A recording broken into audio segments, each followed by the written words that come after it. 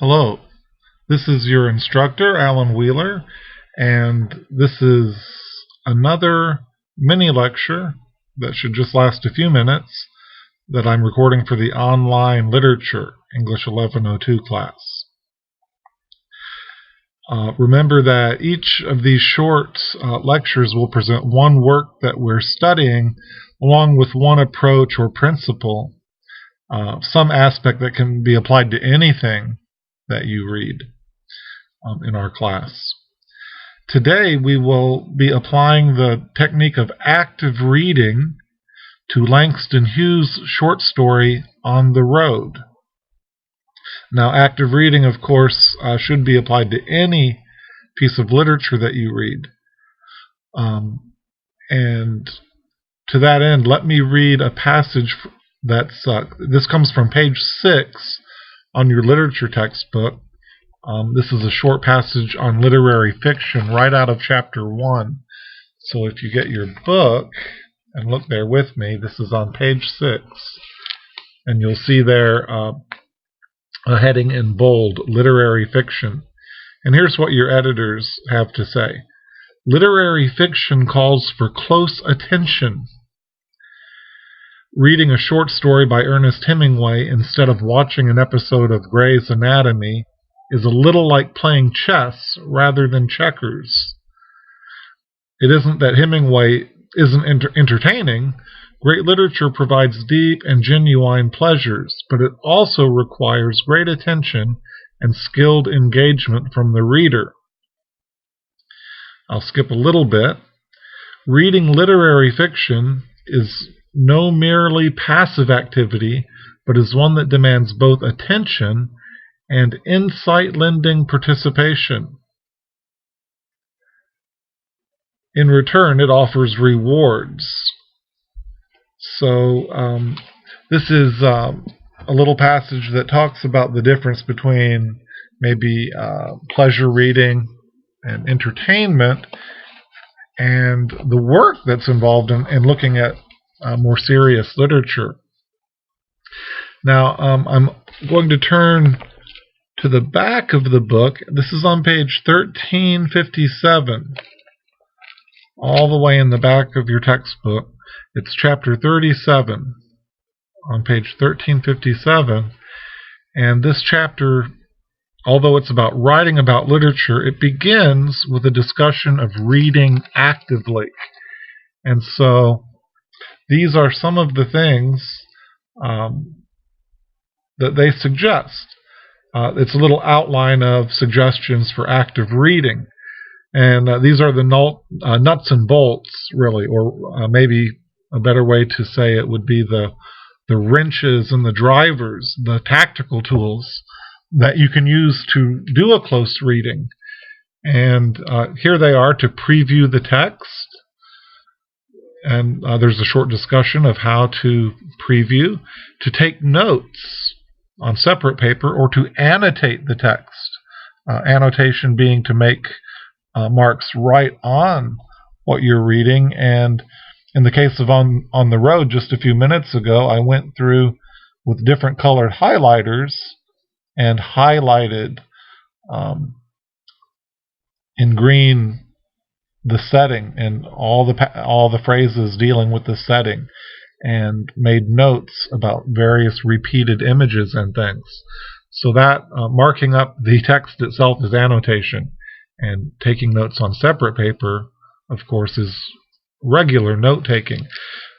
They suggest reading closely and looking up words that you don't recognize, not skimming over passages. And so in the case of literature, sometimes slow reading is the best reading. Rereading is the next thing they recommend in the textbook. And so there's a whole discussion of this at the beginning of chapter 37 there. And we'll try some of these tools in just a minute to read actively and closely, but I have one more thing to say on the strategic level. Tactical would be the battle and the strategic level would be the whole war, the larger picture. And so I want to give you something of this big picture, the forest that we don't want to miss for the trees, something of a bird's eye view. And this big picture starts with a common mistake students sometimes make when approaching a work of literature. Often students will read the work and immediately apply the work to their own lives, or immediately evaluate the work. Comments arise such as, "The story just didn't seem relevant to my life," or sometimes just the opposite, "Wow, I really enjoyed that story." But the problem is not in making applications or evaluations of a story, but rather the problem is that the students sometimes jump to a conclusion. The mistake is actually in skipping the steps necessary to making a good application or making a reasonable evaluation. So actually, I think there are 3 steps to this active reading process. The first is understanding, and by that I mean understanding literally what the author has put on the page. Number 2 is interpreting and digging out the possible meaning of that text. And then finally, number 3, applying or evaluating. So understanding is step 1, making sure that you literally know what is going on and what the words mean on the surface. Then interpretation is step 2, trying to discover the significance of those literal words, the issues or questions or meaning arising from the text. And finally, step 3, an application to life or an evaluation of the message can be more safely made at that point. So, with those 3 steps in mind, and not jumping to the third, let's consider the story on the road. And we'll start with step 1, understanding, and understanding literally what is happening. So first, we have to read the story and understand what's really going on. Now we can get out our literary toolbox, the taking notes and the annotation, perhaps. And there's one technique I'm borrowing from English 1101. It's called the SQ3R, which those stand for, the S is for survey, Q is for question, and the 3 R's are for read, reread, and review. So that's active reading that we can actually do.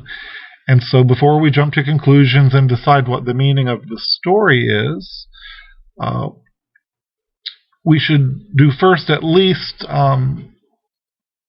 what might be considered an informal card report. A card report is like a map of the story, a breakdown of the basic elements of the story. And there's an example of a card report in chapter 38 of your book. We don't really need to turn there now, but with a card report or making a little map, you break down the basic elements of a story, the setting, the character, the plot, the style and tone, and those basic elements to make sure that you have a basic understanding of the story. So this is what I did a few minutes ago, marking up my copy of On the Road. So first, let's experience the setting. There's a freight train. We know that the main character is on the road. Perhaps we know immediately that he's cold, wet, and homeless, hungry. We know that it's evening, it's getting dark. It's during the Depression. He goes to a parsonage, then a church of white people. There are doors there. The hobo jungle, later on in the story, where there are no doors. The barren trees of that hobo jungle as it's dark now, and the homes made of boxes. And at the end of the story, the jail, the bars, the cold stone wall, when it's just about dawn at the end of the story. So We should experience all those things. Then we know the main character is Sergeant, and we know that other characters are the Reverend at the beginning, the white people in the town and the church, the cops, the Stone Christ, and the hobos. Going on, just reading the story closely and reading the plot, one of the first things we face is that there seems to be both dream and reality going on in this story. So we have to know what is dream and what is reality within the pages of the story. And some students in the face-to-face class had an interesting discussion. When did the dream exactly begin? And so you have to go back and look at the story. And one interesting thing that arose from that discussion was that it's not told directly that he goes into a dream state and may be hallucinating, although at some point we realize this is not very realistic, some of the things happening. So we have to understand that before we can go on. Then there's images, the imagery in the story. There are religious items, the parsonage, the church, the crucifix, and the stone Christ. Before we interpret what they mean, we just have to recognize that there's several. There's images of the freight train being on the road, the cops, as the police are called, doors, several different kinds of doors in the story. Then just going through some of the different elements, sooner or later we'll be faced with the tone and figuring out what is the author's attitude or feeling toward what's happening in the story. And so that's what the tone is, the author's attitude or feelings, the mood given in the story. And so at this point we're getting closer to the next step of interpretation, because we have to guess, where does the author's sympathy lie? And I think we can guess that he sympathizes with the main character in this story. So let's go on to step 2, interpretation. Because now we're getting to a point at which we can interpret the meaning and significance of the story, having read it through and identified the elements and thought about that. And so perhaps we can find a theme in the story. Remember, a theme is a subject and a comment or approach to that subject. So we have to identify a possible subject of the story by reading carefully.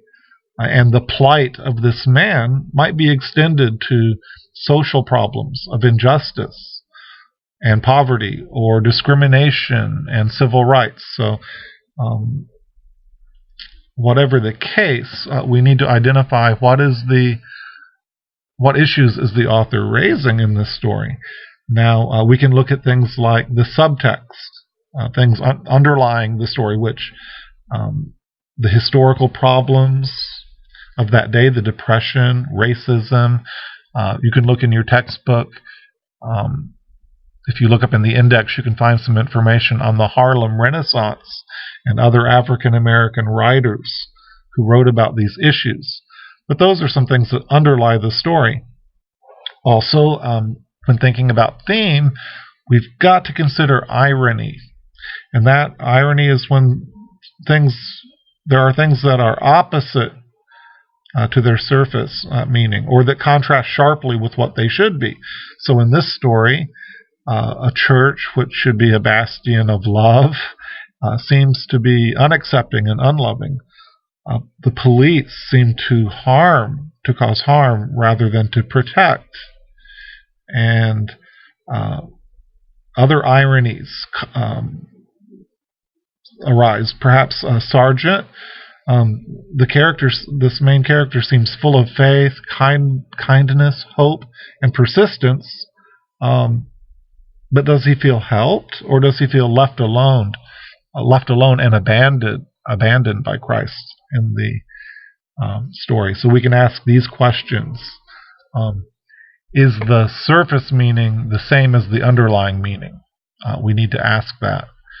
And so one student wrote in a forum that when she first encountered this story, she thought that Christ was helping Sargent, and that this was like the old poem, I think it's called Footprints in the Sand, and which is a little bit of a sentimental poem of faith. But now she, on reading the story again, she said that she didn't feel entirely that way, and that there might be more ambivalence in that. So that's something to look at. Also, symbols. Oftentimes a road is a symbol of a journey. In this case, on the road as a phrase is repeated several times and refers to that homeless life in the Depression, hungry and wandering. That's repeated. A dream state is here. Is that dream, we begin to interpret, is that dream a nightmare, or is that dream a hope or vision? We can begin to ask. There are doors. Are they opportunities or barriers? We see cold and night repeated again and again in the story. Is that suffering and ignorance, perhaps? And what about dawn at the end of the story? Is that an awakening? Is that a harbinger of change and hope? Or just how do we interpret these things? So those are questions we can ask. So in the first step of just getting an understanding, we had to literally figure out that there was a dream state in the poem. Now that we're interpreting, we might ask, what is dream and what is reality beyond the pages of the story? And Langston Hughes wrote a poem about a dream deferred that may suggest that frustrated dreams are possibly dangerous. I'm going to turn to page 706 and read that poem in the textbook as we get here to the end of this little lecture. But turn to page 706 in your textbook. This is the little section on the Harlem Renaissance here, page 706. And here's the very short poem. This is written by the same author, Langston Hughes. What happens to a dream deferred? Does it dry up like a raisin in the sun, or fester like a sore and then run? Does it stink like rotten meat, or crust and sugar over like a syrupy sweet? Maybe it just sags like a heavy load. Or does it explode? And that last line is in italics. Or does it explode? And at the end of this story, on the road, as Sargent has come out of his dream and found himself in prison, he yells, "I'm going to break down this door," and he stands up in his cell. So we have that question, is what's going on in this dream? Is there hope? Is it a call to action? There seems to be some ambivalence as the story ends. Then he must have been talking to himself. But also we know just a few lines earlier it was just about dawn. So at the beginning of the story, it's evening and night is falling. At the end of the story, it's almost dawn. So this is the interpretive stage only after understanding what's really happening in the story, the basic plot, character, setting, some of the repeated images or motifs. Then we get on to interpreting, and then we're in a much better position to go on after that point to step 3, and that's the evaluation or the application. So after considering all these things and more, we're in a position to evaluate or apply the story. If we understand the story literally and have an idea of the meaning figuratively, we can begin to judge how well the author carries out his purpose and whether we agree with him or not. Now we can appreciate the story more fully, or perhaps dislike it with good reason. Having gone through the process of active reading, we may even be persuaded to change our attitude, or we may feel a call to action. So I encourage you to apply this process of active reading to other literature we study in this class, and I thank you very much for listening.